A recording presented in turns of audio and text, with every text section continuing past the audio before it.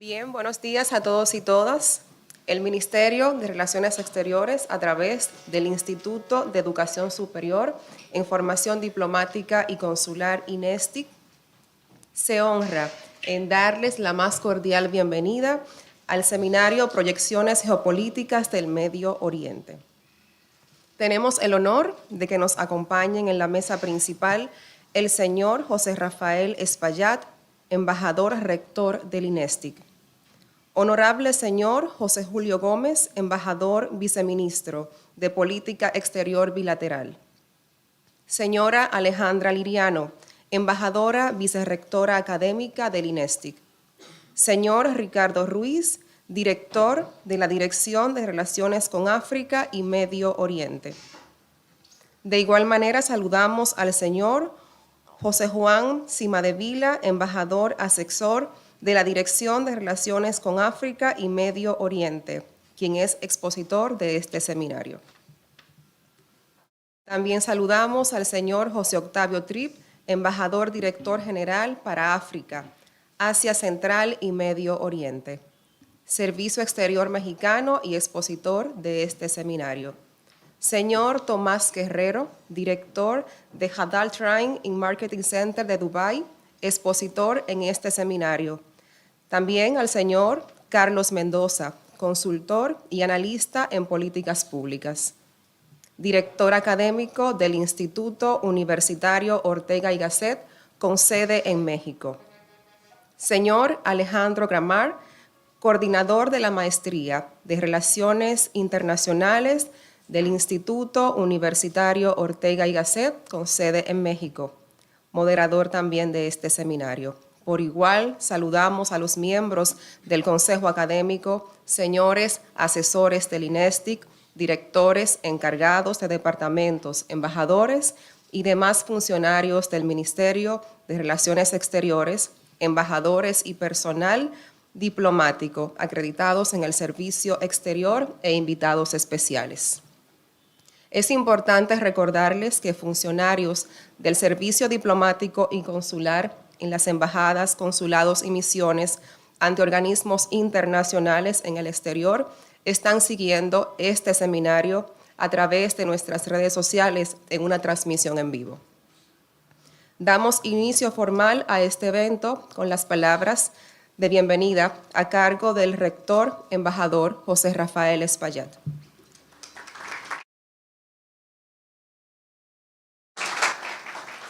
Muchas gracias, muy buenos días, tengan todas y todos. Honorable señor José Julio Gómez, embajador, viceministro de Política Exterior Bilateral. Placer tenerle, viceministro. Señora Alejandra Liriano, embajadora, vicerrectora académica del INESTIC. Señor Ricardo Ruiz, director de la Dirección de Relaciones con África y Medio Oriente. Bienvenido, Ricardo. Señor José Juan Cimadevila, embajador asesor de la Dirección de Relaciones con África y Medio Oriente, quien es expositor de este seminario. Señor José Octavio Tripp, embajador, director general para África, Asia y Medio Oriente del Servicio Exterior Mexicano, también expositor. Señor Tomás Guerrero, director de Halal Trade and Marketing Center de Dubái, en su condición también de expositor. Señor Carlos Mendoza, consultor y analista en políticas públicas, director académico del Instituto Universitario Ortega y Gasset de la sede de México. Señor Alfredo Gramars, coordinador de la Maestría en Relaciones Internacionales del Instituto Universitario Ortega y Gasset, con sede en México, y quien es moderador de este seminario. Miembros del Consejo Académico, asesores del INESTIC, directores, encargados de departamento, embajadores y demás funcionarios del Ministerio de Relaciones Exteriores, embajadores y personal diplomático acreditados en el Servicio Exterior que nos acompañan vía Zoom, damas y caballeros, muy buenos días. En mi condición de rector del Instituto de Educación Superior en Formación Diplomática y Consular, INESTIC, órgano académico del Ministerio de Relaciones Exteriores, MIREX, de la República Dominicana, me es de grata satisfacción darles estas palabras de bienvenida al seminario titulado Proyecciones geopolíticas de Medio Oriente, El mismo contará con la participación de destacados profesionales del Instituto Ortega y Gasset de la sede de México, así como de la Dirección de las Relaciones con África y Medio Oriente del Ministerio de Relaciones Exteriores de la República Dominicana y el hermano país de México, y el Halal Trade and Marketing Center de Dubái. Señores expositores, a todos les agradecemos su buena disposición al compartir su conocimiento con nosotros durante las próximas 2 horas. Este seminario, el cual es un esfuerzo desarrollado en colaboración con el Viceministerio de Política Exterior Bilateral del MIREX, tiene los objetivos siguientes: analizar y comprender la compleja dinámica de la política de Medio Oriente, explorar los factores históricos, culturales, políticos que caracterizan la geopolítica de la región. 3. Proporcionar una visión de los escenarios geopolíticos actuales y potenciales de Medio Oriente. Y 4. Facilitar la toma de decisiones informadas y la planificación estratégica del Ministerio de Relaciones Exteriores de la República Dominicana. El mismo cuenta con bloques temáticos dirigidos por expertos en lo que se analizará con profundidad las tendencias geopolíticas, los contextos históricos y la evolución contemporánea del Medio Oriente. El mismo está dirigido a personal diplomático de planta del MIREX, del Servicio Diplomático Exterior, así como a funcionarios de otras dependencias del Estado Dominicano interesados en la diplomacia con el Medio Oriente. Las relaciones internacionales pueden tener diferentes propósitos y naturaleza. Existe la cooperación política, económica, científica, medioambiental y cultural, entre otras que se definen entre las naciones, las instituciones con propósitos afines y los organismos multilaterales. De todos es conocido que la gestión de la cooperación internacional es uno de los ejes fundamentales de las relaciones internacionales dentro de lo que es denominada la diplomacia abierta. Así, ha sido destacado en el documento que orienta las relaciones exteriores de nuestro país, titulado Una política exterior para el gobierno del cambio. En este documento se establece que mediante la aplicación estricta de la Ley 630-16 y su reglamento 142-17 y el resto de sus normas, se considera la cooperación y las relaciones internacionales de trascendental importancia para el logro de las metas nacionales en lo relativo a la inversión extranjera, las exportaciones, el desarrollo científico y tecnológico, el desarrollo turístico, los intercambios culturales y el desarrollo de la marca país, por ende, del bienestar de todos los dominicanos. Todo esto enmarcado en el contexto de la Estrategia Nacional de Desarrollo 2030, los Objetivos de Desarrollo Sostenible 2030, la Carta Constitutiva de la Organización de las Naciones Unidas y su resolución de su 20ª Asamblea, así como la Convención de Viena de 1961, donde se reglamentan las relaciones entre los estados soberanos. El documento de gobierno citado destaca que para el logro de esta meta se establecerá y se fortalecerá al INESTI para capacitar a los funcionarios del Servicio Exterior y todas las instituciones del Estado Dominicano que así lo requieran. En este mismo orden, se hace fundamental que los ministerios, direcciones generales y otras dependencias del Estado Dominicano que decidan desarrollar sus relaciones internacionales adquieran conocimiento sobre el Servicio Exterior Dominicano con información actualizada sobre la visión de gobierno, las convenciones y los protocolos diplomáticos, la forma de conducir las negociaciones de las agendas definidas a través de las relaciones internacionales, así como las características históricas, culturales, políticas, religiosas y de género de los países con los que hagan contacto. Por igual, sobre temas de actualidad que rigen la agenda mundial, bilateral y multilateral y el contexto geopolítico de las relaciones regionales y globales de importancia para nuestro país. Por igual, se hace necesario sentar las bases y la relevancia de conocer la geopolítica de incidencia directa con las diferentes regiones del mundo, en este caso, el Medio Oriente. Siendo así, podemos entender cómo los factores históricos, geográficos, religiosos, económicos y raciales determinan la característica de los pueblos para entender las condiciones particulares que influyen en la implementación de nuestra política exterior y cómo negociar o simplemente cómo nos respetamos los unos a los otros. Por lo tanto, recibirán conceptos, herramientas y protocolos a través de los cuales se ejercita la política exterior en lo referente a la geopolítica con el Medio Oriente y cómo conducir negociaciones con los estados con los que sostenemos relaciones diplomáticas. En un mundo cambiante en el que el entendimiento de la característica de los diferentes polos geopolíticos es determinante no solo para nuestro país, sino también para la humanidad, el conocimiento e implementación de los conceptos y contenidos a ser impartidos en este seminario habrán de contribuir a la democracia, la gobernabilidad y el éxito de las relaciones internacionales con un enfoque regional de mutuo beneficio y respeto. Señoras y señores, hoy tendremos la opinión de expertos sobre diplomacia, negociaciones y relaciones internacionales. Como les dije, hoy más que ayer se hace necesario el conocimiento de las virtudes de las relaciones internacionales y la cooperación internacional con un enfoque regional, y esa comprensión nos la da la concepción de la geopolítica. Tengan un productivo y feliz resto del día. Muchas gracias.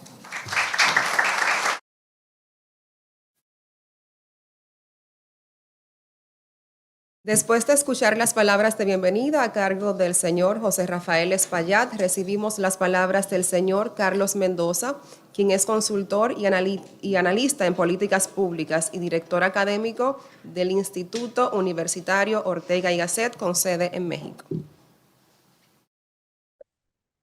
Muchas gracias, muy buenos días a todas y a todos. Pues antes que nada, agradecer a todos los participantes y quienes colaboraron para organizar esta actividad conjunta entre el Instituto Universitario de Investigación Ortega y Gasset y el INESDIC. Es un honor para nosotros impulsar este tipo de actividades académicas y de análisis y de promoción del conocimiento en materias tan sensibles como estas.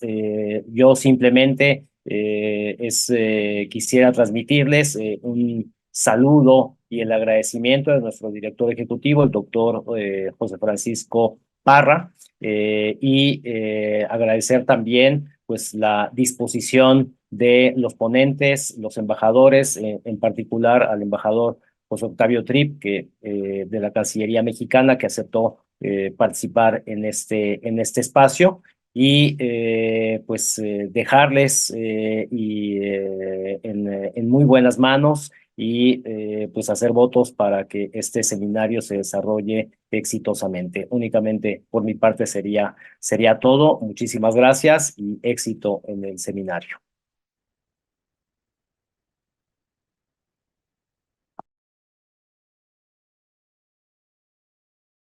Muy bien, después de escuchar las palabras del señor Carlos Mendoza, escucharemos las palabras del señor José Julio Gómez, embajador viceministro de Política Exterior Bilateral del Ministerio de Relaciones Exteriores.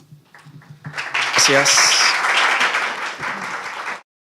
Buenos días a todos. Salam aleikum. Shukran marhaba, esas son las 4 palabras que me sé en árabe. Pero mi querido amigo Fadi y Pamela me van a ayudar y también. Y Sami, que si se paso de Sami y de Fadi, ese es su primer idioma. Shukran. Bueno, muchísimas gracias, señor rector, siempre por la invitación. Mi querida maestra, vicerrectora Alejandra Ariano, nuestro querido director Ricardo Ruiz, y bueno, a todos ustedes que están participando el día de hoy en este seminario. Vamos a decir que en las diferentes iniciativas académicas que el Viceministerio de Política Exterior Bilateral ha venido desarrollando junto con el INESDIC, siempre trato de hablar de la importancia que es para nosotros, para nuestra política exterior, la regionalización del conocimiento, en función de preparar funcionarios diplomáticos en nuestra Cancillería que se enfoquen en una región determinada y que puedan tener al final del día una ventaja competitiva y un valor agregado en el conocimiento de diferentes áreas de nuestra Cancillería. Por eso es tan importante el tema de los idiomas, en el cual el INESDIC ha hecho un trabajo sumamente importante. Acabamos de clausurar un curso intensivo de creol, donde varias personas, los que están, Alfredo estuvo, Anderson estuvo, otras personas que están acá, estuvieron. Muy importante, un curso que se hizo, reitero, de manera intensiva todos los días de 9 a 1 de la mañana, de la tarde, pero bueno, 4 horas intensivas de programa. Y también todos los cursos y las iniciativas académicas, conferencias, seminarios que se han venido haciendo acá. Desde que asumimos el viceministerio dijimos que eso iba a ser una parte fundamental de vamos a decir que del diseño de la política exterior de la República Dominicana. Y así lo han entendido los directores, que han hecho un buen trabajo, y sobre todo, y pido un aplauso para ellos, no solamente para el rector y la vicerrectora, sino para todos los miembros directivos del Instituto, el Instituto de Educación Superior en Diplomacia y Asuntos Consulares, es que tengo a Eduardo Latorre en la cabeza. Así que pido un aplauso para ellos.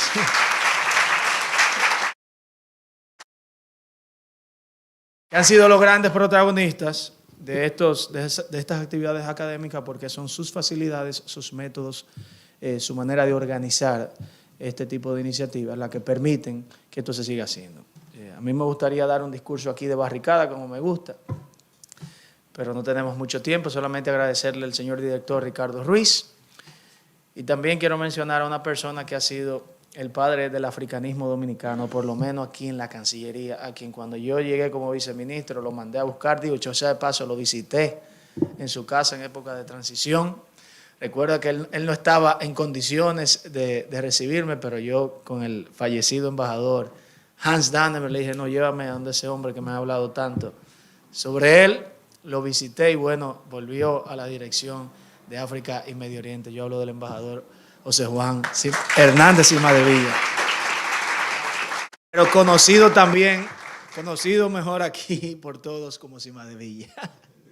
Y también evidentemente a los expositores internacionales que están el día de hoy acompañándonos para exponer sus ideas acerca de la proyección geopolítica del Medio Oriente, una región que está hace unos años convulsa, y que sobre todo a partir del 7 de octubre se encuentra en una situación importante. Me hubiese gustado hablar un poquito de la visión de la República Dominicana con relación al Medio Oriente y sobre todo a los conflictos que hoy en día tenemos, pero me vinieron a buscar porque al final del día ustedes saben cómo somos fruto de las instrucciones.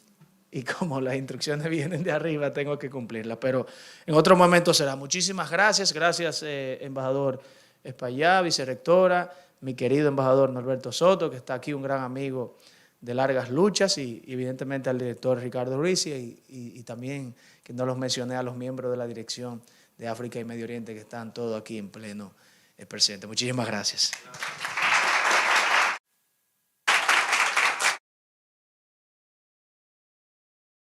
Bien, después de escuchar las palabras del señor José Julio Gómez, agradecemos la presencia de las autoridades aquí presentes.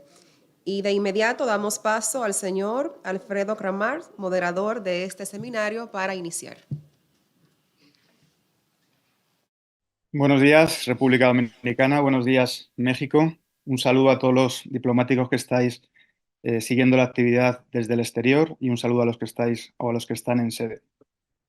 Quería comentar también a nuestros amigos de México que siguen este evento, alumnos del Máster de Relaciones Internacionales o de otros posgrados del Instituto Ortega y Gasset, que la relación de INESDI con México es una relación estrecha y profunda, y que los que me han precedido en el uso de la palabra tienen un conocimiento de la realidad de México y de su diplomacia muy detallado. He tenido en varias ocasiones oportunidad de hablar con el rector Espaillat sobre México, sobre todo sobre el México antiguo, sobre el México prehispánico. También con el viceministro José Julio en una ocasión hablamos de aquella etapa en la que fue embajador el presidente Balaguer en el año 48 aquí en México. Y por supuesto con la vicerrectora Liriano, formada en sus fases de formación en el Colmex, en el Colegio de México, y con amplísimos conocimientos en la diplomacia mexicana. Por lo tanto, estamos en casa de manera virtual y de manera también emocional. Por otro lado, quería decirles que ese amor que ustedes tienen por México y ese respeto por su diplomacia es correspondido por nuestra parte. Me refiero por el Ortega y Gasset. El Ortega y Gasset ha tenido durante estos últimos años la posibilidad de contar con participaciones de diplomáticos dominicanos relevantes. Tuvimos una sesión magistral de la embajadora María Isabel Castillo cuando inició su etapa como embajadora aquí en México. También han participado amigos como Alfredo Suárez, consejero en Londres, o Madeline Fernández, ministra consejera en Panamá, y recientemente tuvimos a la viceministra Milagros de Camps, de Medio Ambiente, en una actividad también organizada por el Instituto. Por lo tanto, ese amor, como ven, es correspondido.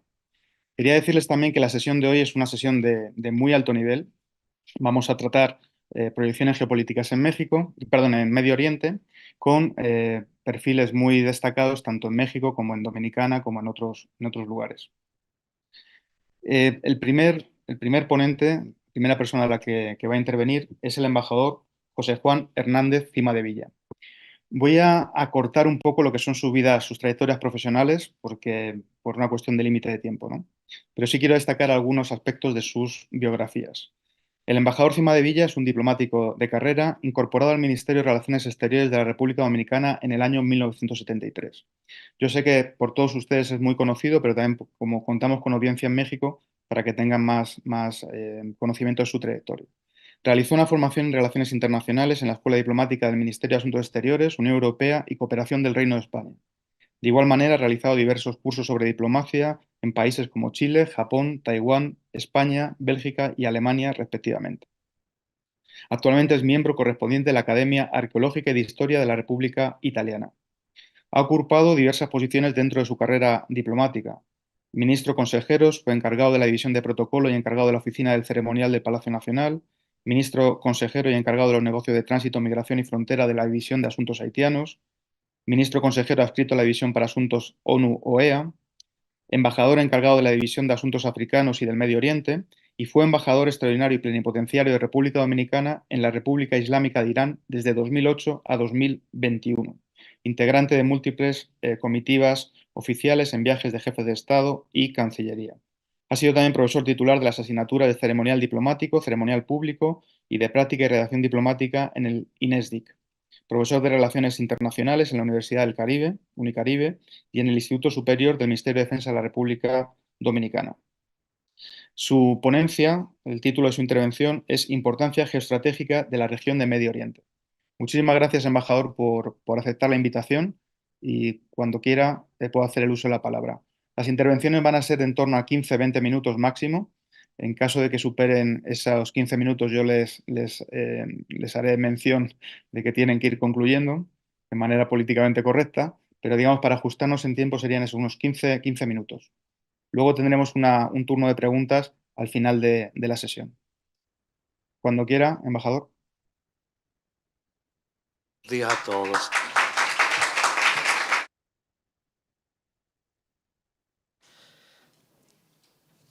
Ante todo, deseo agradecer las palabras de mi amigo, el embajador José Julio Gómez Beato, viceministro de Relaciones Exteriores para Asuntos de Política Exterior Bilateral.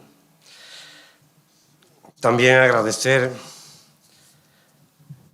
al embajador José Rafael Espaillat, rector magnífico del Instituto Diplomático y Consular de la Cancillería, por esta invitación. De igual modo, me siento muy honrado de que este panel tenga la presencia de una persona con la cual compartí largas jornadas de fructífera labor.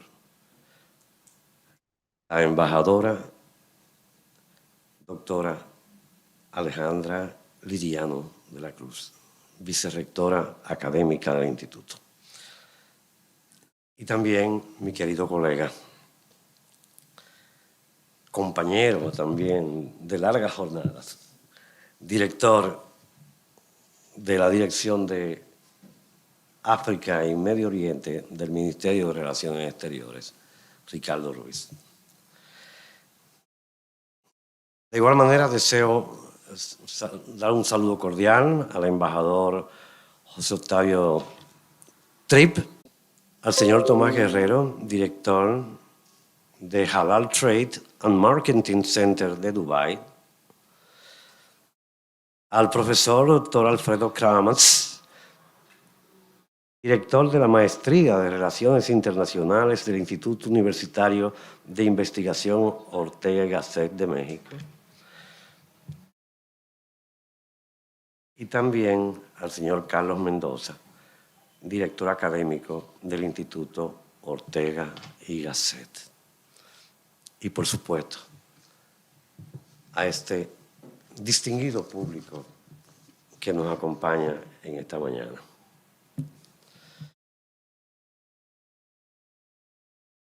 Medio Oriente es una región de gran importancia estratégica para el resto del mundo. Su valor geoestratégico para la política mundial es más que evidente, ya que se encuentra en el centro de 3 continentes y en esta medida domina el norte y el litoral mediterráneo oriental. Durante siglos ha sido considerado importante por las grandes potencias de la época y, por supuesto, por los estados locales y regionales.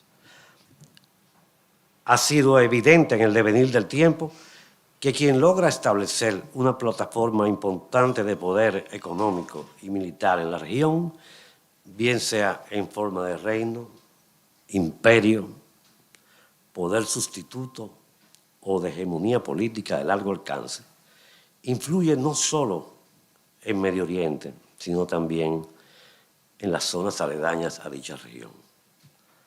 Además de su importancia estratégica, el magnetismo cultural de Oriente Medio ha traído grandes potencias extrarregionales a la zona durante siglos.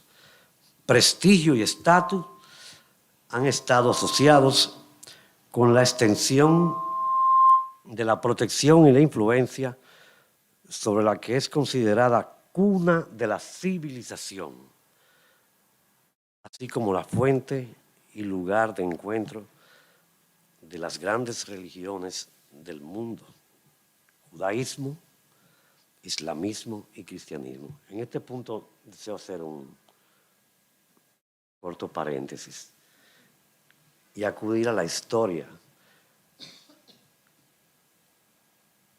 la gran memoria de la humanidad. Medio Oriente durante más de 4.000 años ha sido blanco de la codicia de poderosas fuerzas imperiales, muchas veces con el fin de satisfacer propósitos de expansión territorial, otras con la intención de hacerse con el control de la ruta del rico comercio con Asia y el Lejano Oriente. También, ¿por qué no decirlo?, con el propósito de cumplir con santos y piadosos objetivos de carácter religioso. Medio Oriente ha visto nacer, florecer y sucumbir grandes imperios y esplendorosas civilizaciones. Sus pobladores han sido testigos de primera línea de algunos de los momentos más estelares de la humanidad. Repasemos un poco algunos aspectos demográficos del Medio Oriente. Los árabes constituyen el grupo étnico más numeroso de Medio Oriente, seguido por varios pueblos iraníes y luego por pueblos túrquicos, turcos, azeríes y turcómanos, iraquíes. Entre los grupos étnicos autóctonos de la región se encuentran, además de los árabes, los arameos, asirios, baluchis, bereberes, coptos, drusos, griegos, chipriotas, judíos, kurdos, lures, mandeos, persas, samaritanos, chabak, taz y sasas. Los grupos étnicos europeos que forman una diáspora en la región son albaneses, bosnios, circasianos, tártaros de Crimea, griegos, judíos, askenazíes, francos levantinos, levantinos italianos y turcómanos iraquíes. La región es muy diversa en cuanto a religiones, un aspecto importantísimo en Medio Oriente, muchas de las cuales se originaron ahí. El Islam es la mayor religión del Medio Oriente, pero también están bien representadas otras confesiones originarias también del Medio Oriente, como el judaísmo y el cristianismo. Por ejemplo, los cristianos representan el 40% de las creencias en la República del Líbano. También existen importantes religiones minoritarias como el bahaísmo, yarezanismo, yazidismo, zoroastrismo, mandeísmo, el druso, chabaquíes, y en la antigüedad la región albergó las religiones mesopotámicas, las religiones cananeas, el maniqueísmo, el mitraísmo y varias sectas monoteístas gnósticas. Los 6 idiomas más importantes en términos de número de habitantes son árabe, persa, turco, kurdo, hebreo y griego. El árabe y el hebreo representan la familia de lenguas afroasiáticas. El persa y el kurdo y el griego pertenecen a la familia lingüística indoeuropea. El turco pertenece a la familia lingüística túrquica. En Oriente Medio también se hablan unas 20 lenguas minoritarias. Debido a su posición estratégica, Medio Oriente ha sido un cruce de caminos de importancia histórica y sigue siéndolo hasta el día de hoy. Gran parte de los movimientos de ida y vuelta, tanto de personas como de bienes e información entre este y oeste, deben transitar a través o sobre Medio Oriente. Un hito histórico de la región que debemos mencionar fue la construcción del Gran Canal de Suez en 1869. Esta obra monumental acortó miles de kilómetros y mucho tiempo necesario para el tránsito del comercio desde Europa hacia Oriente. Hoy en día, un gran volumen de mercancía transita a través del canal y sigue siendo una importante ruta de salida de navíos de guerra con base en el Mediterráneo hacia el Océano Índico y viceversa. Otra importante ubicación marítima es el Estrecho de Hormuz, donde el Golfo Pérsico y el Golfo de Omán se encuentran. La mayoría de los buques de los estados productores de petróleo del Golfo Pérsico deben buscar salida a mar abierto a través del Estrecho de Hormuz, pues no hay una ruta marítima alternativa para salir del Golfo Pérsico. Más de un centenar de buques petroleros pasan a diario por el estrecho y la interrupción a mediano o largo plazo para estos suministros de petróleo podría generar perturbaciones económicas considerables para los Estados Unidos, Europa Occidental y los estados industriales del Lejano Oriente. Medio Oriente es de enorme importancia estratégica para las grandes potencias y sus aliados como fuente de explotación de hidrocarburos. La región disfruta de los más ricos recursos de petróleo, aunque muchas nuevas reservas se han descubierto en Asia Central y el Mar Caspio. Medio Oriente aún conserva su vitalidad e importancia estratégica en el mercado petrolero. Posee casi 2/3 de las reservas de petróleo mundial y más de 1/3 de las reservas mundiales de gas natural. La industria del petróleo es hoy centro de los intereses económicos occidentales en Medio Oriente. Los recursos petroleros son explotados principalmente por Occidente y se comercializan en gran medida en los países de Europa Occidental y Japón.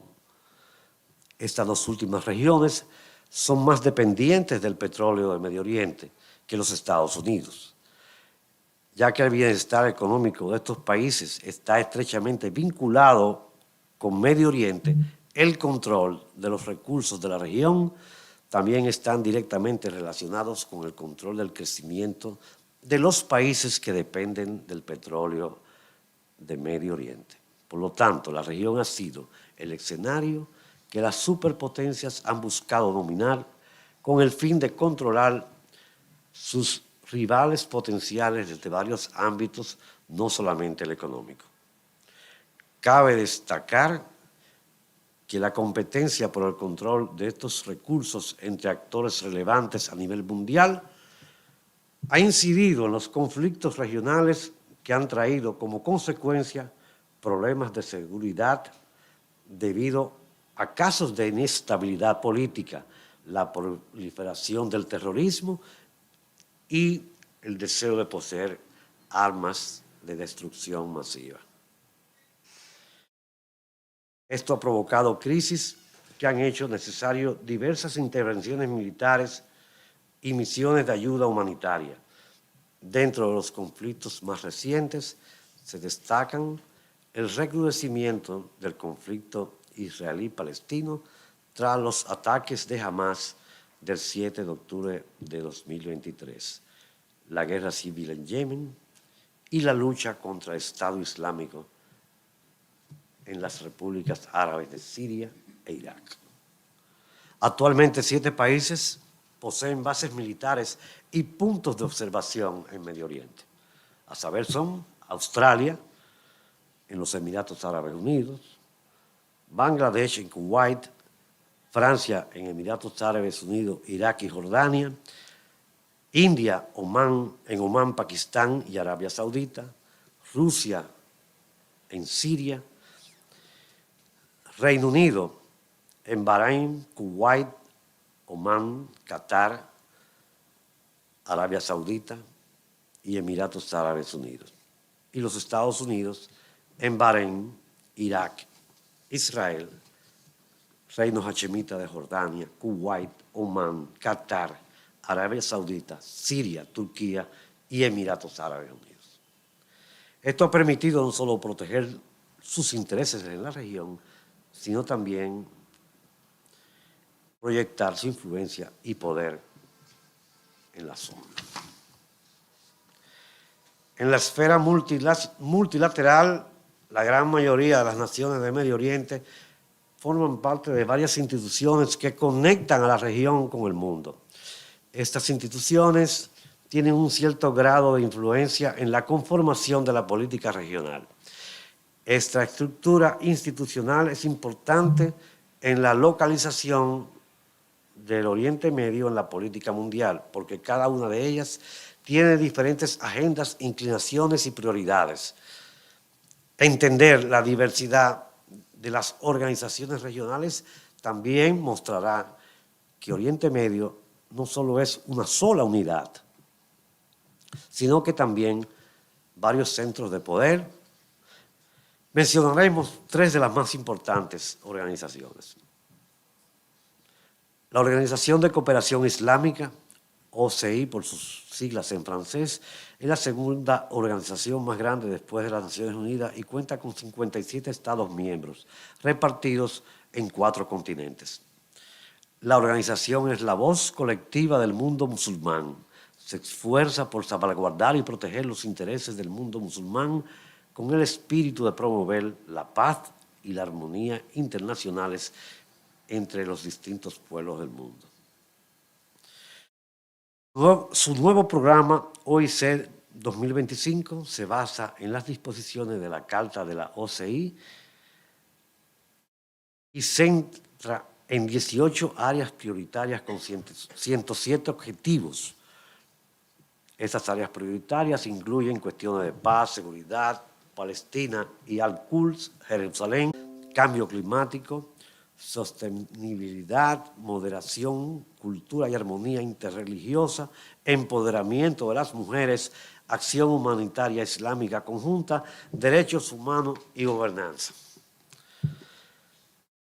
Otra de estas importantes organizaciones es la Liga Árabe. Es una asociación voluntaria de países independientes cuyos pueblos son principalmente de lengua árabe. Sus objetivos declarados son fortalecer los vínculos entre los Estados miembros, coordinar sus políticas y promover sus intereses comunes. Fue fundada en la ciudad de El Cairo, República Árabe de Egipto, en 1945. Además de Egipto, son estados fundadores Irak, Líbano, Arabia Saudita, Siria, Transjordania, hoy Reino Hachemita de Jordania, y Yemen. Muchos países árabes se han sumado en el último periodo y ahora consta de 22 miembros, entre ellos el Estado de Palestina. El Consejo de Cooperación para los Estados Árabes del Golfo, CCEAG, se estableció en un acuerdo celebrado el 25 de mayo de 1981 en Riad, Arabia Saudita, entre Bahrein, Kuwait, Omán, Qatar, Arabia Saudita y los Emiratos Árabes Unidos. Estos países declararon que el Consejo Económico del Golfo, como se llamaba entonces, se estableció teniendo en cuenta las relaciones especiales entre estos estados, sus sistemas políticos similares basados en las creencias islámicas, su destino y objetivos comunes. Embajador, disculpe la El interrupción. Consejo de Cooperación para los Estados Árabes del Golfo es un mercado común regional con un Consejo de Defensa. La proximidad geográfica de estos países y su adopción general de las políticas económicas de libre comercio son algunos de los factores que les animó a establecer en su momento el CCG.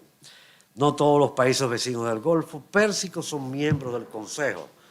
Está el caso de Irán e Irak, que actualmente se encuentran excluidos del Consejo. Aunque ambas naciones tienen costa en el Golfo Pérsico, esto se debe a que la unión es mayoritariamente regional y no se basa explícitamente en cuestiones geográficas. Esta área tiene una de las economías más crecientes y más ricas del mundo, debido principalmente al auge en los ingresos del petróleo, del gas natural, junto con la construcción y la inversión respaldada por décadas en los ingresos ahorrados que provienen de la explotación y comercio de los hidrocarburos. Otro país que, si bien no se encuentra geográficamente ubicado en la región,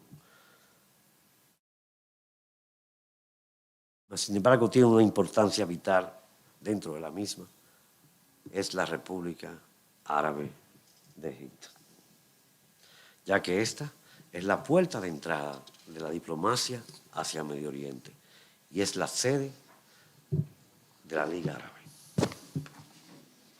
La relevancia de esta región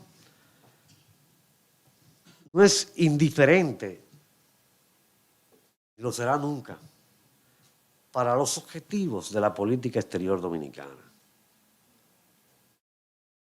la cual pretende aprovechar las oportunidades que el Medio Oriente representa mediante el fomento de sus relaciones diplomáticas. Embajador. En ese sentido, los primeros contactos que tuvo la Embajador. República Dominicana con países de la región datan de finales de la década de 1950 y principios de los 60. Se puede decir que el génesis de nuestras relaciones con los países del Medio Oriente fue el apoyo que dio la República Dominicana en su momento a la resolución 181 de la Asamblea General de las Naciones Unidas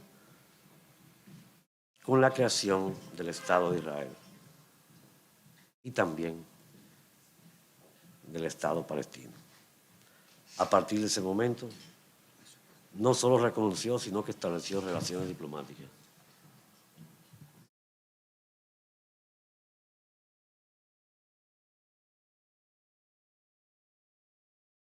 Con el fin de alcanzar nuestros objetivos de fomentar nuestras relaciones en Medio Oriente, nuestra Cancillería determinó con prioridad establecer relaciones diplomáticas con los 6 países pertenecientes al Consejo de Cooperación para los Estados del Golfo.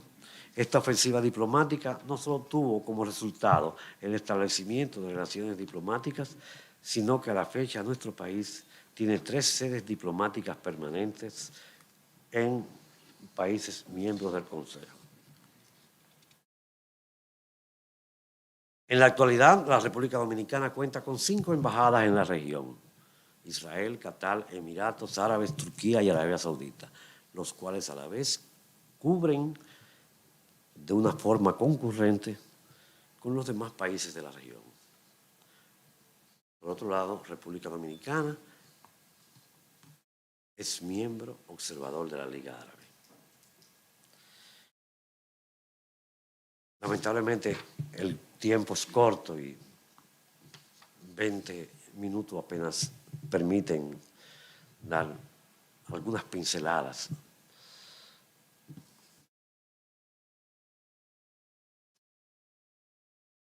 Para señalar la importancia de nuestras relaciones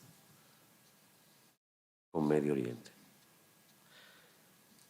Por último, debo decir que la importancia geoestratégica de Medio Oriente es polifacética y abarca dimensiones políticas, económicas y militares. Su contexto histórico, sus recursos naturales, los conflictos regionales y la influencia de las principales potencias mundiales ponen de relieve su papel fundamental en la configuración de la geopolítica mundial. Comprender las complejidades de la región es crucial para entender los asuntos internacionales contemporáneos. No me voy a extender más porque ya he agotado el tiempo. Espero que hayan comprendido un poco de la importancia, primero geoestratégica, geopolítica del Medio Oriente, y también la importancia fundamental que para las relaciones diplomáticas de nuestro país se basan en esas importantes directrices diplomáticas en Medio Oriente. Muchas gracias.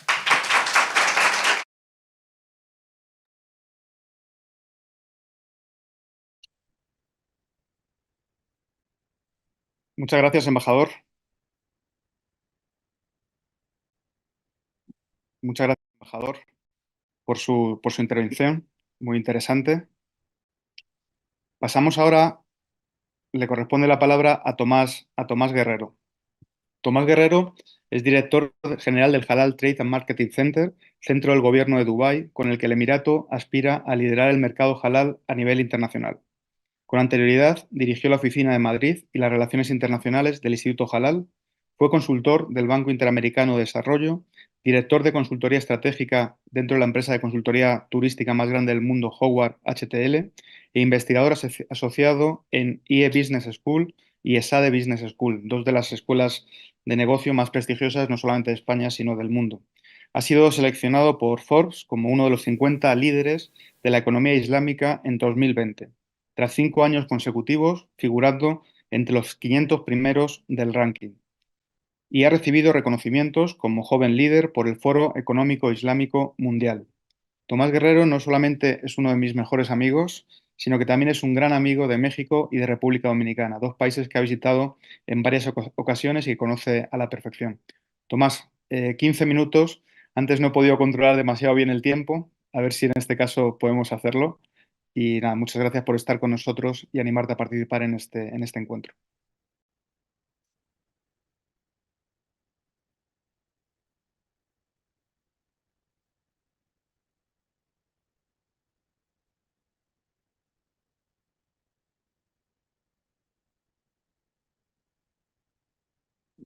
Tomás, no te oigo.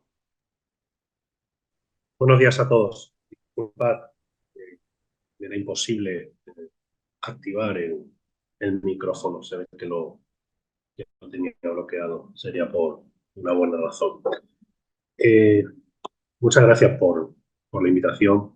Es un placer poder estar hoy aquí con todos ustedes. Mi nombre, ya les ha hecho saber mi buen amigo Alfredo Pramas, es Tomás Guerrero, soy el director de Halal Trade and Marketing Center.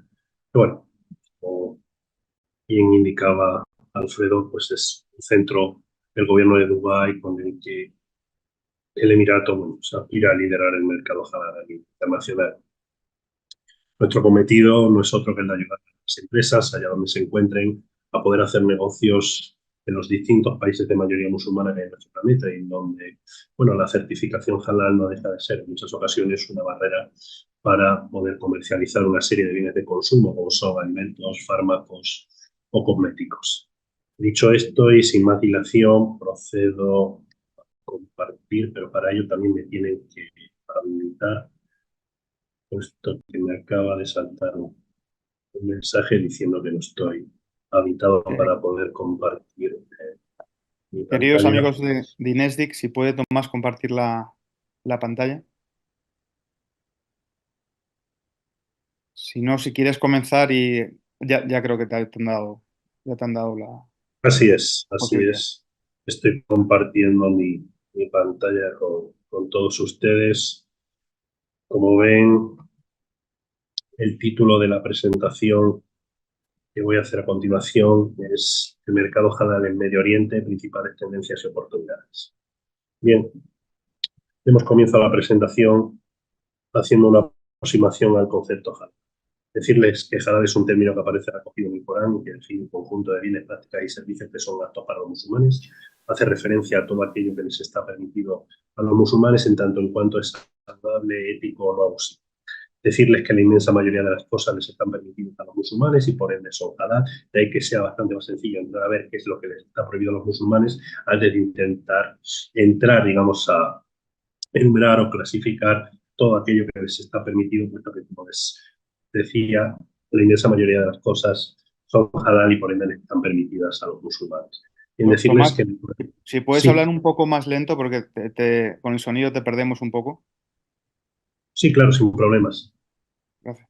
Una vez hecha esta aproximación al concepto de halal, es importante hablar de otro término que también aparece recogido en el Corán y que engloba justamente lo contrario, es decir, todo aquello que les está prohibido a los musulmanes. Este otro término es el de haram y, como les decía, hace referencia a todo lo que le está prohibido al individuo musulmán, en tanto en cuanto es dañino, no ético o abusivo.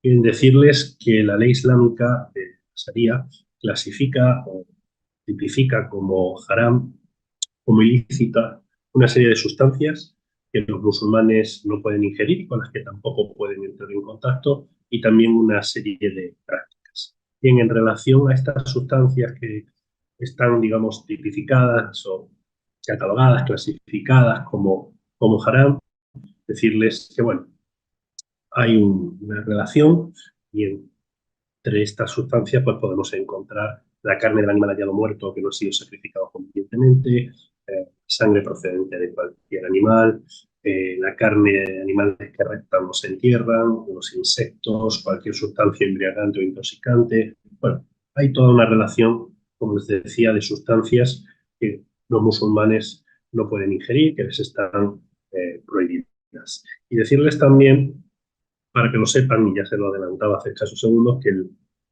digamos, el Islam prohíbe también a los musulmanes una serie de prácticas, como son la usura, la especulación abusiva o las apuestas en el juego.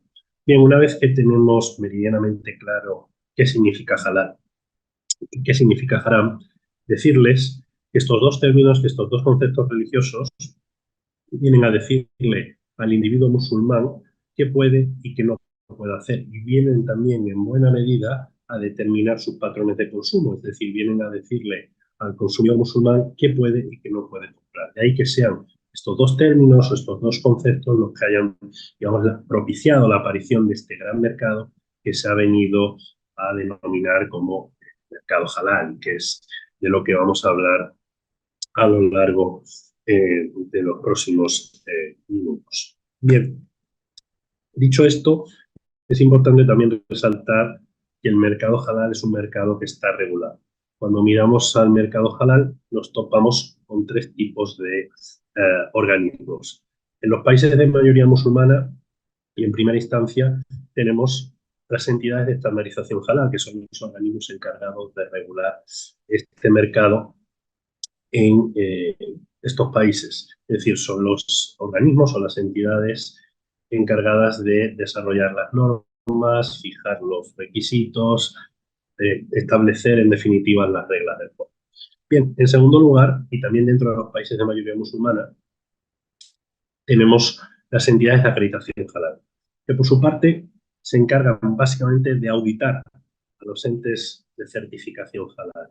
Son organismos que auditan y verifican si las entidades de certificación halal cuentan o no con las competencias técnicas y religiosas necesarias para poder auditar y certificar empresas interesadas en exportar sus productos a los países de mayoría musulmana.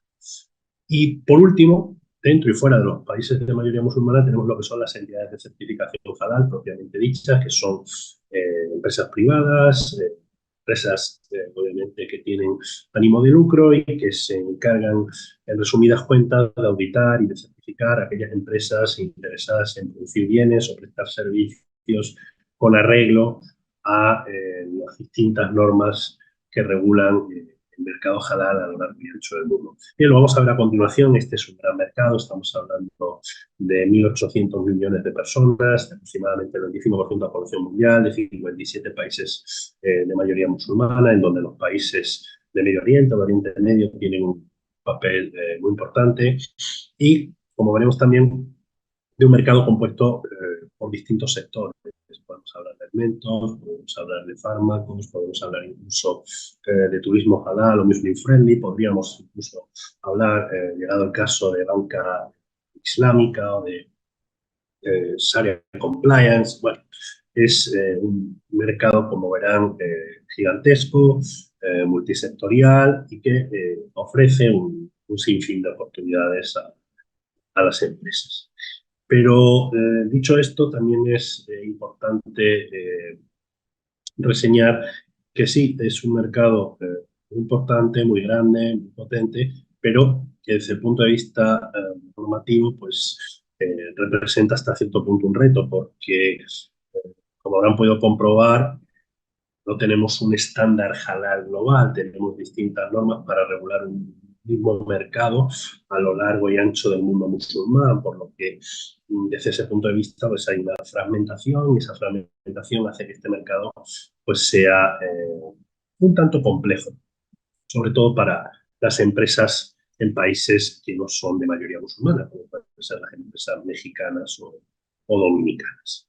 Bien, antes de entrar a ver la siguiente sección, quiero destacar o quiero mencionar algo que en ocasiones pasa desapercibido, ¿no? La certificación halal es condición sine qua non para poder vender, como les decía, una serie de productos, una serie de bienes de consumo en los países de mayoría musulmana, a exportar, ¿no? Pues sus productos o comercializar sus servicios en los países de mayoría musulmana, por lo que es, digamos, una herramienta de primer orden a la hora de internacionalizarnos, a la hora de buscar nuevos mercados o de diversificar nuestras exportaciones.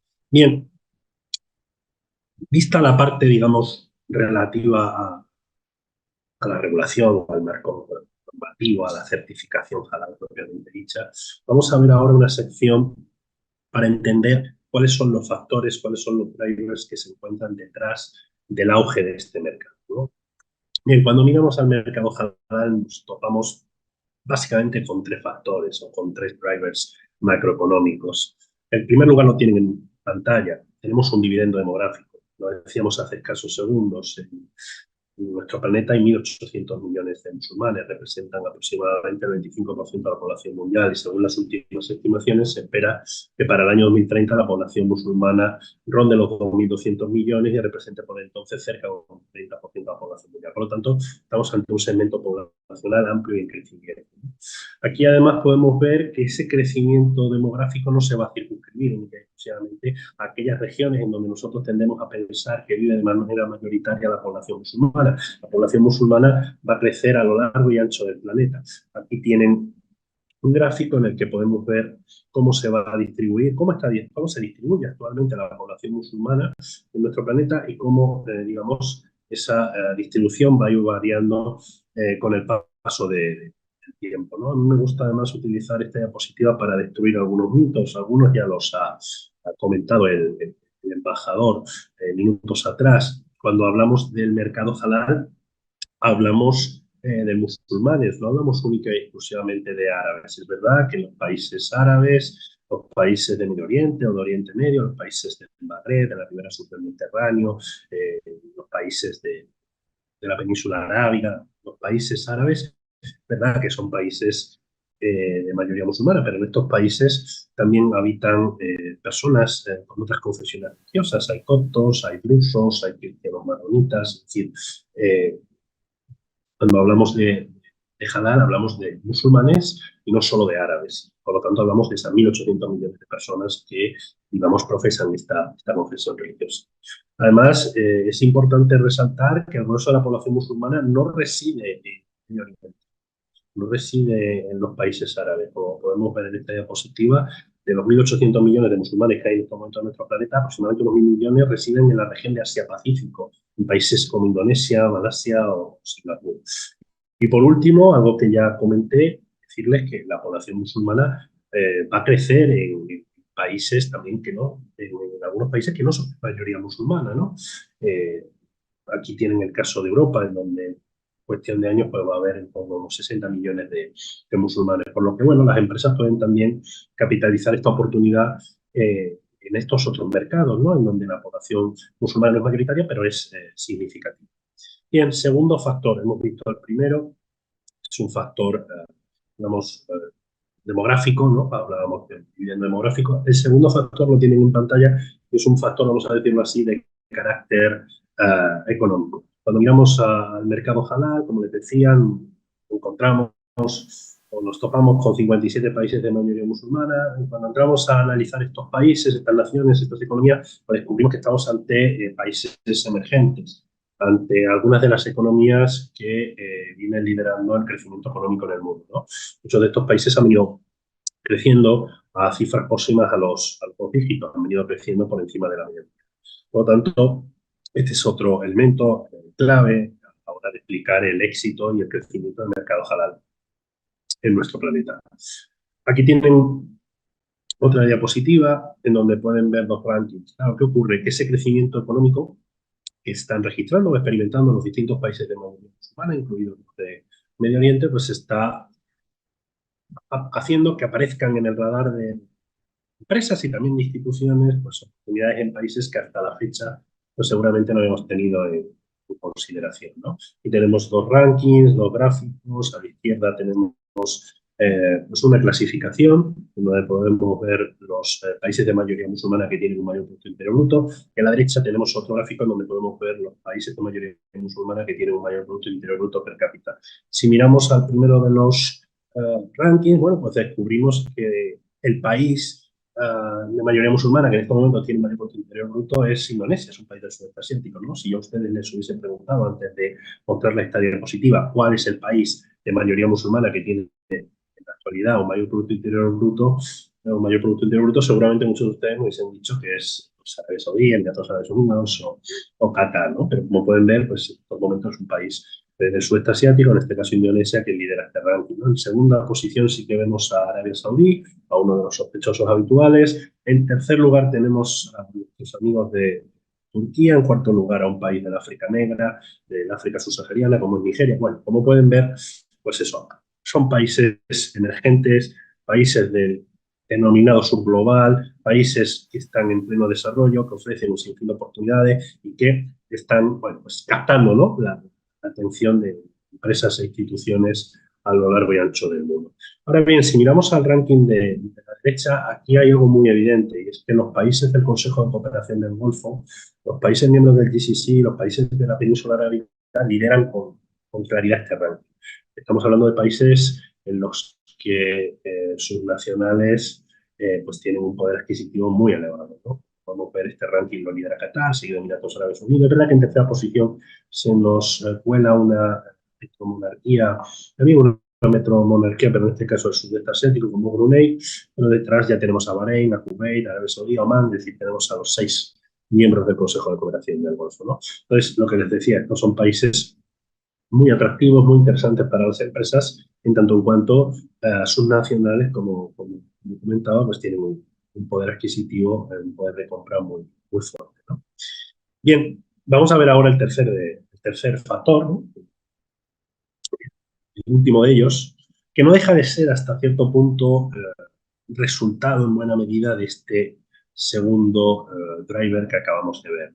Pero ese crecimiento económico que vienen experimentando los países de mayoría musulmana a lo largo y ancho del planeta se está empoderando a los consumidores musulmanes, ¿no?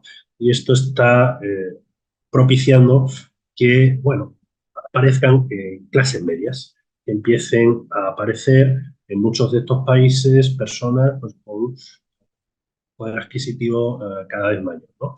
Y aquí tienen un gráfico muy interesante que he extraído de un informe de una consultora anglosajona de EY, en donde se puede ver cómo se va a distribuir la clase media en las personas, ¿no? Entendiendo por clase media personas que tienen ingresos diarios entre 10 y 100 dólares. Si nos fijamos bien, lo que nos dice este estudio básicamente es que si, por ejemplo, en el año 2009 el 36% de la clase media mundial se concentraba en el continente europeo, para el año 2030, tan solo, el año 2030 está a la vuelta de la esquina, para ese año, tan solo el 14% de la clase media mundial seguirá viviendo en el viejo continente, ¿no? Pero si miramos a otras regiones, a otras partes del mundo, vemos que ocurre algo muy parecido, ¿no? Es decir, las clases medias menguan. ¿Esto qué viene a decirnos? Bueno, pues que en buena medida somos los grandes perdedores de la globalización, pero obviamente no nos podemos quedar con un discurso derrotista como ese y tenemos que mirar a esas zonas del mundo en donde, bueno, van a emerger, ¿no? Va a florecer esas clases medias, van a aparecer esas personas que con el tiempo, bueno, pues van a ir ganando el poder adquisitivo que en principio nosotros vamos a ir perdiendo, ¿no? Y lo que nos dice este estudio de EY es que para el año 2030 el 66% de la clase media mundial se concentrará en la región de Asia-Pacífico, en donde sabemos que reside el grueso de la población musulmana. Tomás, discúlpame, un minuto de conclusiones. Sí. Un minuto de conclusiones. Sí. Perfecto, un segundo. Nada, una radiografía con los distintos sectores que componen el mercado halal. Ya lo comenté minutos atrás.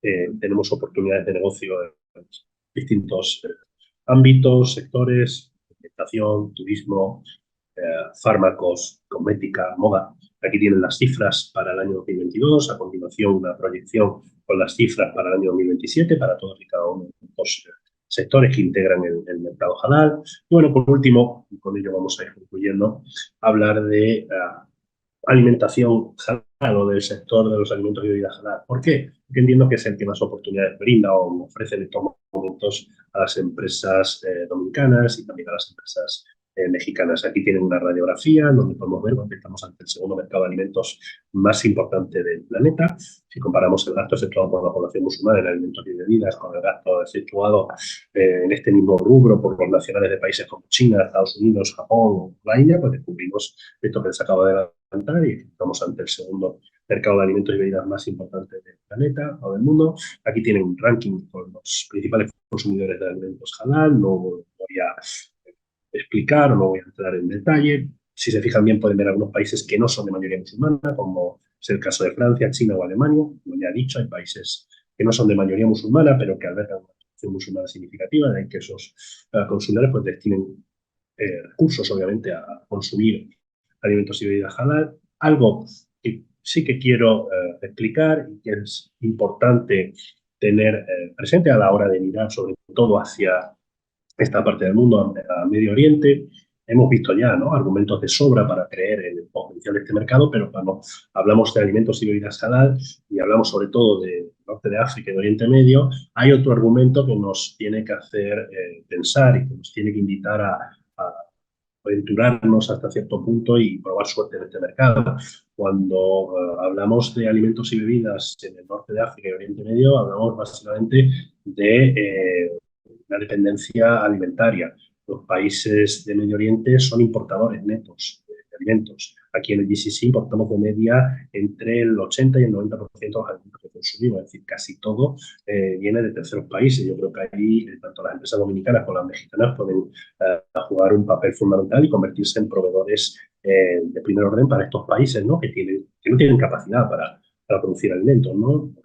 Razones obvias, ¿no? La falta de agua, la orografía, las condiciones meteorológicas que nos adversan. Entonces, nos sale mejor importar los alimentos que intentar producirlos localmente. Entonces, ahí yo creo que estos países que mencionaba, ¿no? Dominicana, México, así como otros países de la región, pues pueden jugar un papel muy importante y convertirse en el corto plazo, medio plazo, en proveedores de primer orden para estos países, ¿no? Y bueno, terminar con un ejemplo de esto que les acabo de mencionar, ¿no? Aquí tiene el caso de la carne o de la proteína animal, en dos rankings. A la izquierda pueden ver, pues eso, que los países miembros del Consejo de Cooperación del Golfo, los países del GCC, pues destinan todos los años cantidades ingentes de dinero a importar proteína animal o carne. El 90% del vacuno y del cordero que consumimos se importa, y lo que vemos a la derecha pues es el caso, por ejemplo, de Emiratos Árabes Unidos. Aquí podemos ver quiénes son los principales proveedores o exportadores de proteína animal, de carne halal de Emiratos Árabes Unidos, y vemos que la carne pues viene de muy lejos, ¿no? De países como Brasil o Australia, y viene sobre todo de países que no son de mayoría musulmana, ¿no? Por aquí no vemos a Dominicana, tampoco a México, que es un gran productor de carne, pero bueno, si mirásemos otra categoría, lácteos, snacks, conservas, tendríamos, digamos, una fotografía muy parecida, ¿no? Un escenario similar, y México y Dominicana, pues, por desgracia, no se encuentran entre los principales proveedores, ya no de carne, de alimentos de estos países. Pero entiendo que es una excelente oportunidad para las empresas allá, y les invito, como no, a explorar esa digamos, ventana. Y bueno, con esto doy por terminada la presentación, no sin antes agradecer de nuevo al Instituto Universitario de Investigación Ortega Gasset la invitación, y al buen amigo Alfredo, pues, que haya tenido bien contar conmigo, ¿no? en el día de hoy. Muchísimas gracias. Muchísimas gracias, Tomás. Gracias por intervenir, por estar con nosotros. Son las 8:30, ¿no? En Dubái. Sí, Te agradecemos que hayas dedicado parte de tu tiempo a estar con nosotros, y te pedimos si puedes quedarte unos minutos más, porque seguro puede haber alguna pregunta dirigida, porque ha sido muy interesante tu ponencia. Con el embajador Cimadevilla veíamos un poco lo que es el magnetismo cultural de la región y su peso geoestratégico, y la situación de RD, digamos, en el contexto. Y con Tomás era un enfoque más de geoeconomía, mostrando que era una ventana de oportunidad para Dominicana y para México. Yo creo que también podemos calificar la intervención de Tomás como un ejercicio de inteligencia cultural, ¿no? Es decir, comprender un poco mejor qué significa esto del mercado halal y las oportunidades para, por ejemplo, la agroindustria. A continuación nos acompaña el embajador José Octavio Trip, director general para África, Asia Central y Medio Oriente. Muchísimas gracias, embajador, por estar con nosotros. Gracias por la paciencia, perdone la demora. Y gracias también a Carlos Mendoza, director académico, por haber hecho posible este enlace y esta conexión. Muchas gracias, Carlos, por haberlo logrado.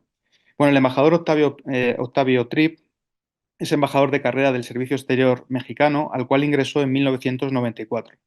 Tiene una licenciatura en Relaciones Internacionales por la UNAM, maestría en Estudios Diplomáticos por el Instituto Matías Romero de Estudios Diplomáticos, que podría ser, digamos, la contraparte, ¿no?, del INESDIC en tierras mexicanas, y doctorado en Gobierno y Políticas Públicas por la Universidad de Costa Rica. Voy a destacar algunos elementos de su trayectoria profesional, no todos por una cuestión de tiempo.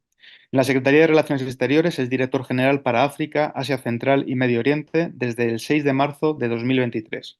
Ha sido director general de Cooperación Técnica y Científica, asesor del secretario en Coordinación General de Asesores y titular de Asuntos Especiales, entre otras responsabilidades. En el exterior ha sido cónsul general en Guatemala, consejero para Asuntos Políticos en la Embajada de México en Estados Unidos, cónsul general en Dallas y embajador de México en Egipto desde 2016 hasta febrero de 2023, concurrente en Sudán, Chad y Eritrea. Entre su obra publicada es coautor del libro El narcotráfico en el contexto de la relación en México-Estados Unidos y ha publicado más de una docena de artículos académicos en México y en el extranjero sobre diversos aspectos de la política exterior mexicana. El título de su intervención de su ponencia es El conflicto en Medio Oriente, riesgos y repercusiones de seguridad en América Latina. Muchas gracias, embajador Tripp, por estar con nosotros cuando quiera. Creo que Carlos va a compartir su ponencia. Exacto, sí, dan una... Correcto, saludos a todos los presentes. Cuando uno cierra el ciclo de intervenciones, después de que distinguidos ponentes precedieron en la palabra, tiene uno ventajas y desventajas. La ventaja es que puede decir, bueno, ya lo dijeron, entonces me lo salto, y la desventaja es que ya no puede decir, el siguiente que me siga en el orden del BAT podrá abordar ese tema, pero procuraremos ser muy puntuales y sobre todo muy respetuosos del tiempo de los 15 minutos asignados. Agradezco la gentil invitación del Instituto Ortega y Gasset y así como un fuerte saludo entrañable a los colegas diplomáticos de la República Dominicana. Siempre es un gusto poder estar cerca de amigos como ustedes. El tema que me pidieron abordar es las implicaciones o posibles implicaciones en términos de seguridad de Medio Oriente o derivados de los conflictos en Medio Oriente para América Latina. La digresión en este sentido va a ser primordialmente analítica y factual, es decir, no hay pretensión alguna de hacer un pronunciamiento político, es, reitero, una digresión analítica y factual, y para tales efectos la presentación constará de 6 apartados. Como bien señalabas, Alfredo, Carlos Mendoza me hará favor de ir presentando las diapositivas. Podríamos empezar con la de la introducción. Carlos, si eres tan gentil, y donde pues veamos ahí básicamente qué vamos a hacer. Y además, varios de ellos lo veremos de manera telegráfica y muy esquemática, toda vez que el embajador Simadevela ya abordó varios de los puntos que estaban contemplados en esta ponencia, de manera tal que, reitero, seré muy esquemático, pero a riesgo de parecerles por momentos un telegrama, pero en aras de respetar los tiempos que me asignaron. Carlos, si pudieras poner el índice general, por favor. Si me dan autorización nada más para compartir, por favor, a quien está controlando. Y si no, les empiezo a platicar. En tanto entra eso, la idea es tener primero una noción introductoria muy general, después una delimitación geográfica de qué se entiende en estricto sentido por Medio Oriente, destacar su importancia estratégica. En ese sentido, pues hay 5 indicadores muy claros de poder o de relevancia estratégica de Medio Oriente, varios de ellos, decía yo, ya abordados por el embajador Hernández. Luego un capítulo sobre connotación geopolítica para empezar a entrar en términos de seguridad a la zona, para desembocar en un quinto y último capítulo sobre los desafíos concretos a la seguridad provenientes de América Latina, provenientes de Medio Oriente y con incidencia posible o potencial en América Latina. Para cerrar, siguiente, por favor, para cerrar con conclusiones. Allí está de manera gráfica lo que yo señalaba, es decir, los capítulos que iremos a abordar. Siguiente, por favor. Primero, la introducción. Medio Oriente es importante fundamentalmente por 3 cosas. Pues porque es un escenario de conflicto recurrente con implicaciones globales. Segundo, por su riqueza energética. Y tercero, por su fortaleza financiera. Y aquí particularmente hago referencia a los países del Golfo. Desglosando cada uno de estos indicadores. Escenario de conflicto, pues sí, hoy en día la reactivación del conflicto palestino-israelí es un ejemplo claro de esto, pero al mismo tiempo, junto con este conflicto, el riesgo de que se desborde ese conflicto a nivel regional, esa es una hipótesis de riesgo que está ahí, por desgracia, y hay una persistencia de viejos conflictos como en Siria y en Yemen que no acaban de resolverse. Por si ello no fuera lo suficientemente complejo, subsiste la amenaza del terrorismo en la región, y no solamente en Medio Oriente, sino en África y en algunas regiones de Asia, pero bueno, eso no es objeto de nuestra charla del día de hoy. Pero al mismo tiempo, de manera contrastante, Medio Oriente es un polo de riqueza y de desarrollo acelerado, y particularmente, decía yo, en los países del Golfo. Si pasamos a la siguiente diapositiva, por favor. ¿Qué se entiende en estricto sentido por Medio Oriente? Pues incluye a 14 países, desde la costa occidental de Arabia Saudita, Qatar y Emiratos Árabes, hasta la costa contraria, delimitada por Egipto. Pero como se señalaba aquí por quien me precedió en la palabra al inicio, existen países extrarregionales que en estricto sentido no son de Medio Oriente, pero serían parte del Gran Medio Oriente y juegan un papel fundamental en la evolución política de la región. Fundamentalmente dos potencias medias de gran importancia en el área, Turquía e Irán. Pero al mismo tiempo, países del norte de África, que son parte del mundo árabe, juegan un papel relevante en esta área, como Argelia, como Sudán, Marruecos, Túnez y Libia. Eso en términos generales, digamos, en estricto sentido, lo que entenderíamos por Medio Oriente. Siguiente diapositiva, por favor. Empecemos a ilustrar los factores de importancia de Medio Oriente. El primero, como se señalaba acá en un principio, al inicio de este ciclo de pláticas, Medio Oriente es importante por su fortaleza energética, por sus reservas petroleras, por sus reservas de gas. Todos ellos están en el top 10 de los principales productores de gas y de petróleo. No elaboro más sobre el particular porque el embajador Hernández ya lo hizo al inicio de la charla. Siguiente lámina, por favor. Pero también es muy importante no solo por la posesión de esos recursos naturales, sino por el hecho de que sus vías enclavadas en esta región son fundamentales para el tráfico marítimo del comercio internacional. El canal de Suez, por donde cruzan el 12%, se estima, del comercio internacional, habla por sí solo de la relevancia de esta zona geoestratégica del orbe, y varios puntos más que ya también fueron aludidos, como el Estrecho de Hormuz, el Golfo de Omán, etcétera, y que hoy en día, con el conflicto que existe frente a las costas de Yemen, se ha ido documentando también, por desgracia, los costos que está generando ese conflicto en el comercio internacional, pero que nos habla pues de la gran relevancia internacional que tiene Medio Oriente en el tráfico marítimo internacional. Adelante, la siguiente, por favor.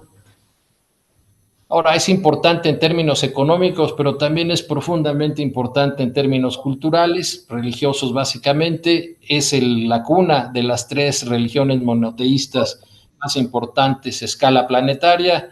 Ahí en Jerusalén, por ejemplo, tenemos lugares sagrados de las tres religiones, y eso habla de su importancia, pero también, por desgracia, en ocasiones es fuente de tensiones políticas y de seguridad de manera recurrente. Siguiente, por favor. Siguiente lámina. Ahí básicamente destacar que en Medio Oriente hay un predominio fundamental del Islam, es la religión con mucho predominante, pero que ciertamente el mundo musulmán no se circunscribe a Medio Oriente, abarca alrededor de 1.600 millones de habitantes y se extiende desde Medio Oriente, el que acabamos de delimitar, pero también África del Norte, Asia Central y el sureste asiático. Básicamente tenemos dos ramas del Islam en términos generales. Regresemos a la previa, por favor. Tenemos la rama de los sunitas, que es el cerca del 90%, y la rama de los chiitas, que es el 10%, y que tienen diferencias doctrinarias y sectarias en ocasiones, que en ocasiones también dan motivo a conflicto. Ahora sí, siguiente, por favor. Ahora, también es importante, también es estratégico Medio Oriente por su relevancia económica. Y su relevancia económica la vemos en tres subindicadores. El IDH, el Índice de Desarrollo Humano, si vemos, todos ellos están bien ubicados, todos ellos están en los 50 primeros lugares del Índice de Desarrollo Humano desarrollado por Naciones Unidas. Todos ellos tienen un alto poder adquisitivo, ese sería el segundo indicador. Primero el IDH, el segundo el PIB per cápita que existe en la región y fundamentalmente entre los países del Golfo. Y el tercer factor de fortaleza o de relevancia económica de Medio Oriente es su liquidez internacional. Hoy en día los países del Golfo acumulan alrededor de 3.000 billones de dólares. O sea, es la fuente de liquidez más importante del planeta hoy en día. Si vemos en la columna de la derecha en el gráfico de la derecha, la evolución espectacular que han tenido en unos cuantos años los fondos soberanos de inversión de los países del Golfo es impresionante. Veamos el caso de Emiratos Árabes, que hoy en día se calcula sus montos de sus fondos soberanos en 853 billones de dólares. Es decir, habla por sí solo y en su conjunto de una gran fortaleza económica de la región. Siguiente, por favor. Ahora hay que agregarle a los indicadores que hemos reseñado otro factor de relevancia, que son sus indicadores de desarrollo y de poder suave. Los países del Golfo han desarrollado políticas vanguardistas en los últimos años en materia de energía, en materia de ciencia y tecnología. ¿Para qué? Para promover desarrollo sustentable y proyección internacional. Desarrollo sustentable después, post época petrolera. Es decir, por eso son políticas vanguardistas, porque se están preparando de manera muy inteligente, muy pragmática, para sobrevivir después de la era petrolera, la época post-petrolera.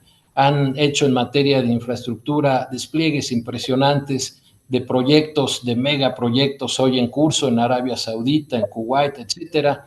Ilustra el hecho que, por ejemplo, el aeropuerto de Dubái hoy en día sea el más transitado del mundo. En términos de soft diplomacy no se han quedado atrás, instrumentan un poder suave muy interesante. Emiratos Árabes fue la sede de la Expo Dubái en 2020, acaba de serlo de la COP28. Qatar organizó la Copa Mundial del 2022, Arabia Saudita será sede del Expo Universal 2030, de manera tal que por medio de este poder suave los países del Golfo revelan desarrollo, pero también revelan una tendencia de progreso admirable a nivel mundial y que los está poniendo en el mapa de manera creciente, en el mapa geopolítico del sistema internacional. Ahora ya, siguiente lámina. Si ya vimos cuáles son los indicadores económicos, culturales, religiosos, etcétera, que hacen relevante al Medio Oriente, hay otro capítulo que lo hace de una relevancia, de una importancia fundamental, que es su connotación geopolítica. En la región prevalecen varios de los conflictos de mayor tensión mundial que tienen efectos globales. Hoy en día tienen tres conflictos abiertos. Uno, el más mediático y por desgracia más agresivo, más violento, es el que ocurre en la Franja de Gaza, pero subsiste el conflicto en Siria, subsiste el conflicto en Yemen, y existen además de estos tres conflictos abiertos, dos que son latentes y recurrentes, es decir, hay constantes enfrentamientos en la frontera entre Israel y Líbano, particularmente entre las Fuerzas Armadas de Israel y el grupo Hezbollah, y hay enfrentamientos recurrentes y crecientes entre Estados Unidos e Irán de manera indirecta en distintos lugares de la región, de modo reciente en Jordania, de modo reciente en Irak, y por desgracia parece que esta tendencia puede incrementarse con el conflicto que está ocurriendo frente a las costas de Yemen, donde los hutis están atacando a embarcaciones que cruzan por el estrecho y en consecuencia ha generado la reacción de potencias extrarregionales como Estados Unidos y el Reino Unido. Para ilustrar, pues, la conflictividad de la región, podemos decir que hoy en día existen involucrados en estos temas de conflicto, en esta dinámica de conflicto, media docena de países y múltiples organizaciones radicales generando conflictos tradicionales y no tradicionales de conformidad con el derecho de guerra. En virtud de ello, no es gratuito, pues, que las grandes potencias y las potencias emergentes tengan presencia militar en la zona. Siguiente gráfica, por favor. No nos detendremos mucho en ver cada uno de los conflictos que aparecen en la zona, pero desde luego que el más relevante hoy en día, el más preocupante es el conflicto palestino-israelí, que data de finales de los 40 y sigue vigente hasta la fecha, y donde hay una participación directa y indirecta de un sinnúmero de actores del sistema internacional. Siguiente, por favor. El conflicto en Siria, es interesante el hecho de que no solo su larga data, ya que inició en 2011, sino que en un país geográficamente pequeño, operen tantos actores regionales y extrarregionales. Baste decir que tienen bases militares Rusia, Estados Unidos y Turquía, y que además operan múltiples grupos radicales del Estado Islámico y aliados, milicias proiraníes, kurdos independientes. En fin, es un foco de tensión, es un foco de conflicto que no termina. Siguiente, por favor. Siguiente lámina es el conflicto en Yemen, relativamente más joven, pero la previa, por favor. Pero relativamente más, bueno, no relativamente, de hecho más joven, empezó en el 2015, pero que ha adquirido tremenda actualidad, por desgracia, este conflicto, por el hecho de que los hutis que ubican el norte del país, de Yemen, en un conflicto civil contra los yemeníes que ocupan la parte sur, pues ya los hutis han empezado a atacar embarcaciones que cruzan sus costas, bajo el argumento de que esto es una forma de protesta contra el conflicto en Gaza y, bueno, algo que ilustra de manera muy desafortunada, que sí nos afecta a los países latinoamericanos, conflictos como estos, es el hecho de que actualmente hay rehenes en Yemen y entre ellos, por desgracia, 2 marinos mexicanos que se encuentran cautivos en la región. Siguiente lámina, por favor.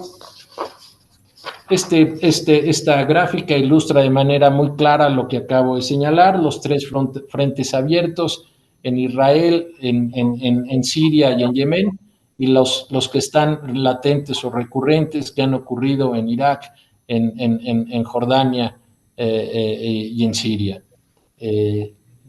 Esto es muy claro, pues, de la circunstancia que está padeciendo la región de Medio Oriente. Siguiente, por favor. Siguiente lámina. Bueno, ya hablaba el embajador Hernández de las bases militares que existen en la zona.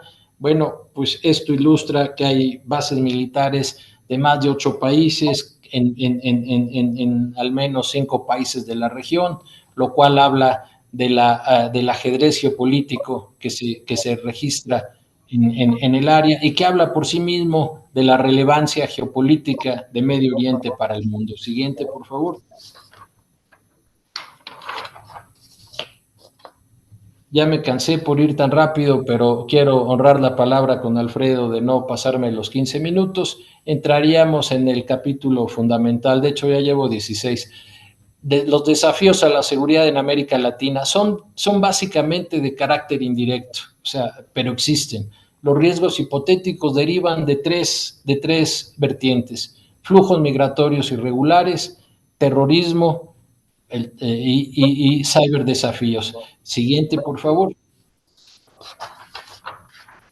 Flujos migratorios. Hoy en día está documentado que padecemos una crisis migratoria inédita a nivel mundial. Oxfam documenta que en el 2022 hubo 280 millones de migrantes internacionales, prácticamente en todas las regiones del planeta. Si los vemos por región, Europa es el principal captador de esos migrantes. Si lo vemos a nivel individual, Estados Unidos es el principal captador de esos migrantes. Siguiente lámina, por favor. Ahí vemos las principales rutas de tráfico de personas existentes a nivel mundial. Los expertos en la materia hablan básicamente de 12, y de ahí las que nos atañen en América Latina son las que derivan de África Oriental y de Europa, pero hay rutas emergentes que veremos en la siguiente lámina. Siguiente, por favor. Si vemos que hay 280 millones de migrantes internacionales en el 2022, que la mayoría de ellos pretenden llegar a Estados Unidos, es natural que la frontera norte de México sea un polo natural de atracción para la migración internacional. Migración internacional que no es negativa per se ni positiva, no haría juicios de valor. Simplemente destaco que en términos de seguridad, el tráfico de personas puede, cuando es asumido por el crimen organizado, puede generar ahí sí riesgos muy serios de seguridad. Si uno mira las cifras de Naciones Unidas, cuánto dinero genera el tráfico de personas, hablamos de 31,000 millones de dólares. Pero si a eso le sumamos delitos conexos como la explotación sexual, Sus ingresos saltan a 110,000 millones de dólares. Siguiente lámina, por favor. Esta es una gráfica interesante porque es muy vigente, es decir, nos habla de las rutas de flujos migratorios emergentes hacia América Latina. Tenemos en términos generales 3 rutas emergentes: la ruta que se originaría en Rusia y que seguiría el tránsito Cuba, Ecuador, México, Estados Unidos; la ruta árabe que se originaría en uno de los aeropuertos que yo hablaba hace unos minutos, que son los de mayor tránsito internacional hoy en día en el mundo, que vendrían de Qatar y Emiratos Árabes, saltando hacia Brasil y luego siguiendo toda la ruta hacia el norte del continente hasta desembocar en la frontera norte de México; y la ruta africana, que sería Kenia, Sudáfrica y de nuevo Sao Paulo y de ahí para arriba. Esta ruta nos orienta de los retos que enfrenta América Latina en materia de flujos emergentes irregulares. Siguiente lámina, por favor. Terrorismo internacional. Aquí sigue siendo una preocupación global vigente, pero el índice de terrorismo global nos ilustra, nos documenta que su tendencia global va a la baja. Es decir, si uno mide por ataques e incidentes, por número de muertes y por países afectados, el índice 2002, pero también el 2023 ilustra que el fenómeno va a la baja. En ese sentido, el Sahel africano es hoy en día el epicentro del terrorismo internacional, pero en todas las demás regiones, incluido América Latina, el fenómeno del terrorismo va a la baja. En ese contexto, en un universo de 70 y tantos países que documenta el índice de terrorismo global, vemos solamente a 8 países latinoamericanos dentro de un universo, decía yo, de casi 80, y todos ellos con un índice bajo. Siguiente lámina, por favor. Siguiente. Esto es básicamente ilustra los focos centrales de conflicto terrorista, no de conflictos militares en general, sino de terrorismo, y es evidente dónde se ubica hoy en día la conflictividad terrorista mundial. Siguiente, por favor. ¿Por qué genera riesgos potenciales el terrorismo en América Latina? Pues a pesar de que el riesgo sea bajo, bueno, pues básicamente por tránsito, por la eventual utilización por elementos extremistas de las rutas ilegales de migración para intentar llegar a un país de interés para ellos donde cometer eventualmente un atentado terrorista, o desde nuestros países atentar contra esos intereses que ven como enemigos. Y bueno, ahí es donde se ubica, decía yo, el riesgo derivado indirecto del terrorismo. No elaboro más por cuestiones de tiempo, saltemos a la siguiente, por favor. Y bueno, finalmente el factor de riesgo que se deriva de los conflictos en Medio Oriente, pues son los ciberdesafíos, toda vez que los grupos extremistas que se originan en Medio Oriente hacen un uso intensivo de las nuevas tecnologías, tienen varios fines, entre ellos hackeo, extorsión, guerra psicológica y adoctrinamiento, entre muchos otros. Es imperativo para los países de América Latina desarrollar estructuras públicas ad hoc, especializadas para enfrentar la ciberseguridad. Casos que ustedes conocerán bien, como el que se conoció como el Guacamaya Leaks, reveló riesgos, vulnerabilidad y necesidad de una estrategia de contención. Siguiente, por favor. En el marco de los ciberdesafíos crece de manera importante el ciberespionaje. Aquí no solamente operan grupos radicales, sino de manera creciente gobiernos nacionales, y de nueva cuenta América Latina obligada a formular, a fortalecer sus políticas en materia de seguridad cibernética. Termino con la siguiente lámina, estimados amigos, donde de manera muy esquemática señalo las conclusiones de esta charla. Medio Oriente, decía yo, es crucial en el sistema internacional por 3 factores: por su importancia estratégica, por su significación geopolítica y por su fortaleza financiera. Medio Oriente es epicentro de la conflictividad mundial, no solamente por fenómenos de terrorismo, sino por fenómenos de guerras abiertas, guerras latentes y conflicto en general. En la región han nacido los principales grupos extremistas del orbe y de ellas se han expandido a regiones como África. No obstante, en el 2022 y 2023, el fenómeno exclusivo del terrorismo sugiere que va a la baja, de acuerdo con los índices globales de los últimos 2 años, pero prevalecen los retos indirectos a la seguridad nacional de América Latina en 3 vertientes: la migración irregular, el terrorismo y los ciberdesafíos. A la fecha, y con esto termino, los riesgos son bajos.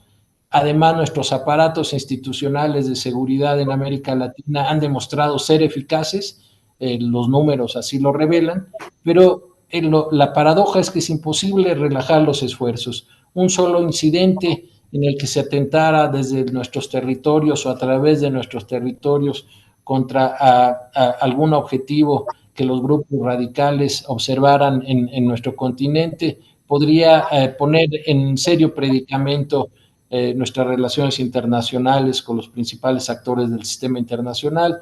Conclusión: a pesar de que el riesgo es bajo y que va a la baja, no se pueden relajar los esquemas y las políticas de seguridad. Muchas gracias, espero que haya sido comprensible la rápida exposición, pero bueno, por las obligaciones de tiempo era imperativo hacerlo. Muchas gracias. Muchísimas gracias, embajador Tripp, por sus palabras, por su intervención. Nos quedamos con muchas ideas de lo que ha comentado, los temas de riqueza energética, fortaleza financiera, las claves en la era post-petróleo, también los temas de seguridad y cibernética. Creo que ha sido realmente muy provechosas sus palabras. También quiero agradecerle a los tres que se hayan ajustado al tiempo. La tentación era grande y el conocimiento también, y por lo tanto entendemos que era también una posibilidad que la sesión no cumpliese los horarios acordados.